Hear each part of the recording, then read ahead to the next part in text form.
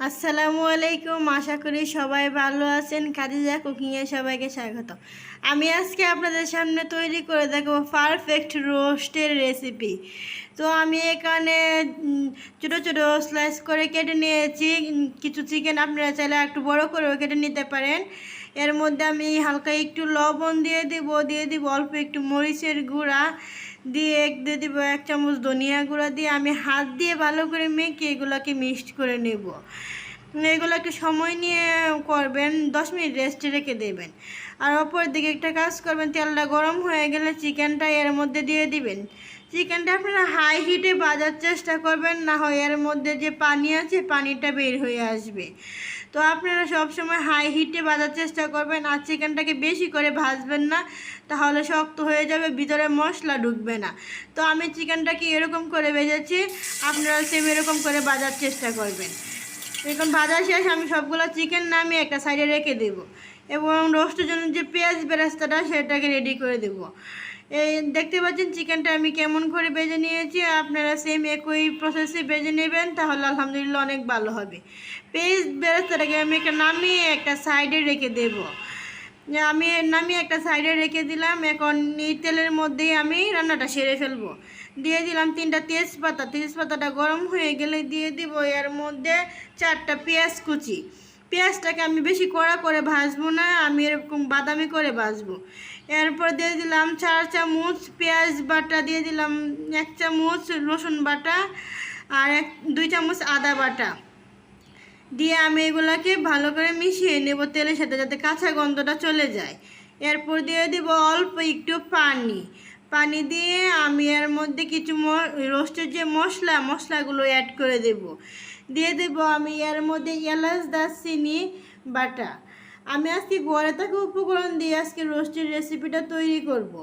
দিয়ে দিব নর্মাল বাদাম বাটা, আমাদের যে দেশি বাদামটা হয়, আমি আজকে সেই বাদামটাই বেটে নিয়েছি। এটা আমার হাতের করা দই, আমি এখানে দিয়ে দিলাম 1 কাপ টক দই দিয়ে আমি এটাকে এখন ভালো করে মিশিয়ে নেব। আপনারা যদি এরকমভাবে রোস্ট করেন, আশা করি আলহামদুলিল্লাহ এটা বিয়ে বাড়ির মতো হবে, আর এটা একদম খেতে হোটেলের মতো স্বাদ আসবে, একটা শাহি ফ্লেভার আসবে। এখন এর মধ্যে কিছু মশলা অ্যাড করে দিয়ে দিব 1 চামচ ধনিয়া গুঁড়া, দিয়ে দিব এর মধ্যে 1 চামচ মরিচের গুঁড়া। আমি মরিচটা বেশি দিতে যাব না, কারণ রোস্টে মরিচ বেশি, ঝালটা বেশি ভালো লাগে না। দিয়ে দিব 1 চামচ লবণ দিয়ে এখন দিয়ে দিব 1 চামচ জিরা গুঁড়া। আমি এটাকে এখন সময় নিয়ে ভালো করে কষিয়ে নেব, যাতে তেলটা উপরে চলে আসে। এটাকে একটু সময় নিয়ে করবেন, তাহলে রোস্টটা খেতে অনেকটাই ভালো লাগে। দেখতে পাচ্ছেন গ্রেভিটা কেমনভাবে তৈরি হয়েছে, মশলাটা একদম তেল থেকে ছেড়ে দিয়েছে।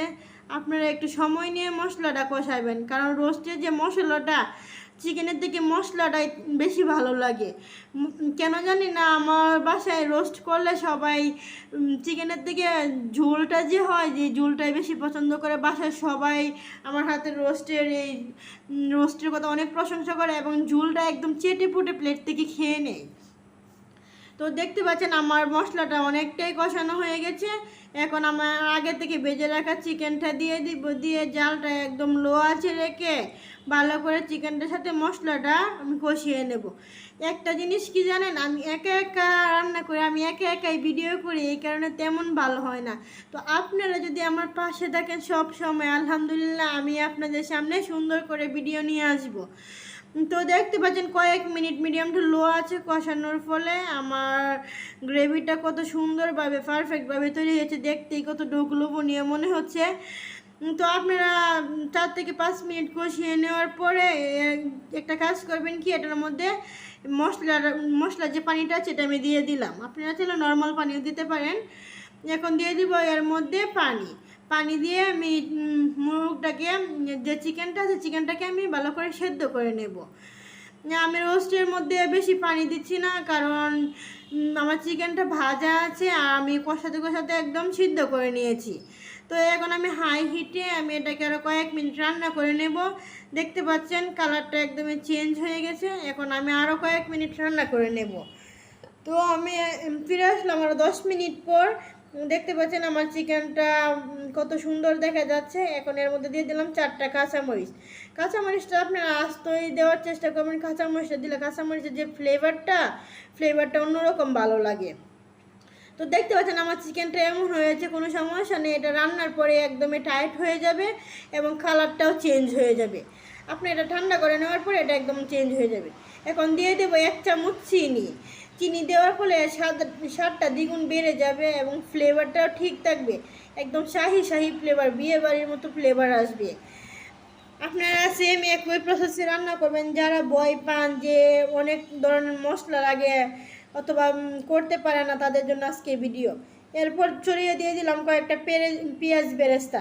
দেখতে পাচ্ছেন ভিউয়ার্স আমার চিকেনটা কতটুকু পারফেক্টভাবে তৈরি হয়ে গেছে। আমি এখন এটাকে একটু ঠান্ডা করে 10 মিনিট পরে আপনাদেরকে দেখিয়ে দেবো। দেখতে পাচ্ছেন গ্রেভিটা অনেকটাই টেনে গেছে। আপনারা যদি আরও শুকাতে চান তো আরও ঝুলটাকে আরও শুকাতে পারেন, কিন্তু আমি এরকমটা রেখেছি। আগেই বলেছি যে আমার বাসার সবাই এটাকে ঝুলটাকে অনেক বেশি পছন্দ করে। তো দেখতে পাচ্ছেন আমি এখন একটা প্লেটের মধ্যে সাজিয়ে আপনাদেরকে দেখিয়ে দেবো কত সুন্দরভাবে পারফেক্টভাবে রোস্ট তৈরি হয়ে গেছে। তো ভিউয়ার্স আপনারা এভাবে ট্রাই করবেন, খেতে আলহামদুলিল্লাহ অনেক ভালো লাগবে। তো আমার সাথে আমার সম্পূর্ণ ভিডিও দেখার জন্য ধন্যবাদ ভিউয়ার্স। সুস্থ থাকবেন, ভালো থাকবেন। আজকের মতো এখানেই বিদায় নিচ্ছি। আল্লাহ হাফেজ, আসসালামু আলাইকুম।